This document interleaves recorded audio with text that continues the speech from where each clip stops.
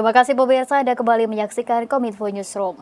Pemirsa, hari ini Presiden Joko Widodo meresmikan fasilitas persemaian Mentawir di Penajam Pasir Utara, Kalimantan Timur. Persemaian ini sebagai pusat program penghijauan Ibu Kota Nusantara dan sekitarnya yang memiliki kapasitas mencapai 15 juta bibit per tahun.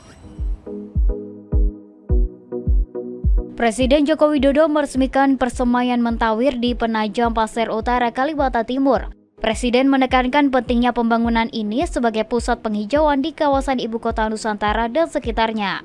Persemaian Mentawir mampu menghasilkan 15 juta bibit per tahun. Bibit tersebut diperuntukkan sebagai program penghijauan kembali dan mereklamasi bekas-bekas tambang, menumbuhkan kembali tanaman-tanaman endemik yang sudah langka, serta untuk menjadi makanan satwa-satwa, sehingga akan muncul kembali ekosistem hewan yang sudah mulai berkurang. Presiden menjelaskan dari berbagai jenis bibit tanaman yang ada, di persemaian Mentawir juga ditumbuhkan bibit-bibit pohon sungkai dan pohon-pohon endemik yang ada di Kalimantan, seperti tanaman meranti, tengkawang, ulin, dan bangkir. Di persemaian Mentawir juga dikembangkan berbagai bibit tanaman jambu yang nantinya akan ditanam di beberapa titik sebagai makanan satwa. Sehingga saya senang setelah hampir 1,5 tahun, persemaian Mentawir selesai pada hari ini dan dengan kapasitas 15 juta bibit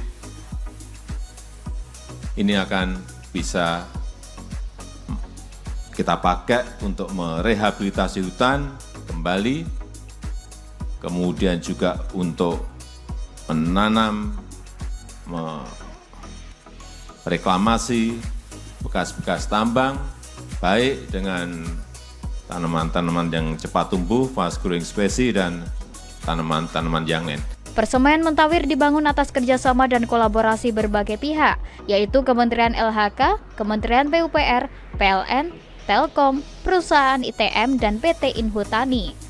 Persemaian ini memiliki luas 120 hektar, di mana saat ini 30 hektar diantaranya sudah terbuka, yang terdiri dari 2 fasilitas utama, yakni sarana prasarana persemaian dan sarana embung untuk mendukung kebutuhan air dalam operasional produksi. Dengan menggunakan teknologi pengairan yang mutakhir, persemaian ini mengoptimalkan pemanfaatan air secara tepat dan efisien, serta memberikan kontrol yang lebih baik terhadap kebutuhan air pada tanaman dan pertumbuhan tanaman secara maksimal.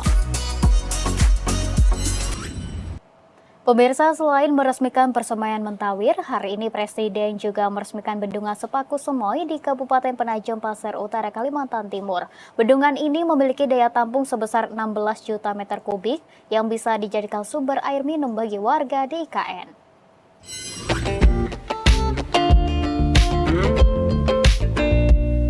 Presiden Joko Widodo meresmikan Bendungan Sepaku Semoy di Kabupaten Penajam Pasir Utara, Kalimantan Timur pada Selasa 4 Juni 2024.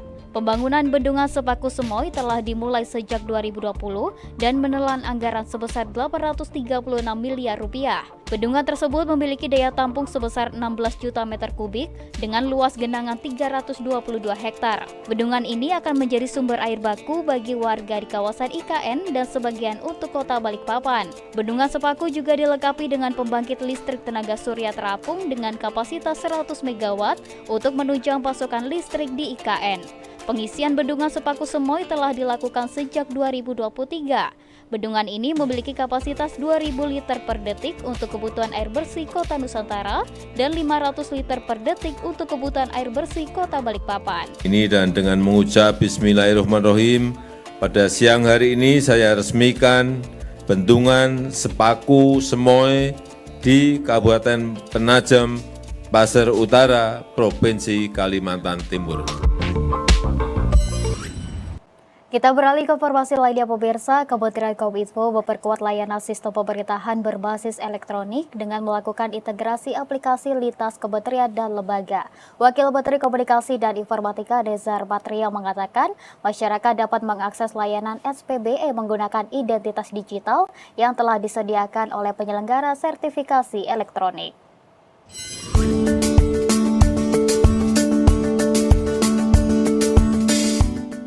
Kementerian Kominfo memperkuat implementasi layanan sistem pemerintahan berbasis elektronik dengan melakukan integrasi aplikasi lintas kementerian atau lembaga dan penerapan identitas digital sebagai upaya menjamin hak pengguna. Layanan ini akan digunakan untuk memverifikasi data digital ID masyarakat yang mengakses layanan SPBE, termasuk portal nasional dengan menyesuaikan data dari Dukcapil. Guna memudahkan masyarakat mengakses layanan SPBE, Wakil Menteri Komunikasi dan Informatika Nezar Patria menyatakan pihaknya telah menyiapkan penggunaan identitas digital yang bisa terhubung dengan semua layanan publik yang telah terintegrasi. Ia juga menegaskan penggunaan identitas digital akan memberikan kemudahan akses terhadap layanan publik dan finansial dengan lebih cepat dan efisien. Menurutnya, identitas digital memiliki peranan yang krusial dalam mempermudah verifikasi identitas dalam berbagai urusan administrasi.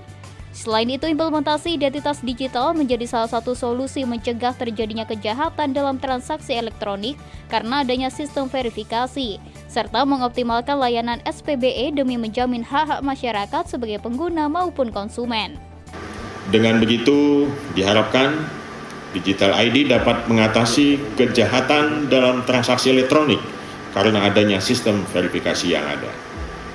Lalu untuk memperkuat layanan SPBE yang aman bagi masyarakat, Kementerian Kominfo terus berupaya antara lain untuk satu, melakukan integrasi aplikasi SPBE lintas kementerian dan lembaga, lalu menghadirkan portal nasional yang dapat diakses dengan bebas oleh seluruh masyarakat dengan mencakup layanan-layanan di berbagai sektor. Serta yang ketiga, mengoptimalkan layanan SPBE demi menjamin hak-hak masyarakat sebagai pengguna maupun konsumen sebagaimana diatur dalam pasal 4 Undang-Undang Perlindungan Konsumen.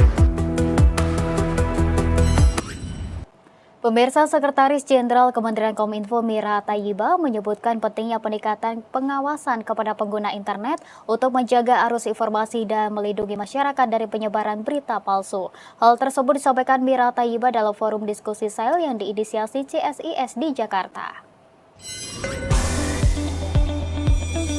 Sekretaris Jenderal Kementerian Komunikasi dan Informatika Mira Tayyiba dalam forum diskusi SAIL yang diinisiasi CSIS di Jakarta pada Senin 3 Juni 2024 menyebutkan pentingnya pengawasan lebih untuk masyarakat dalam penggunaan teknologi kecerdasan buatan atau AI.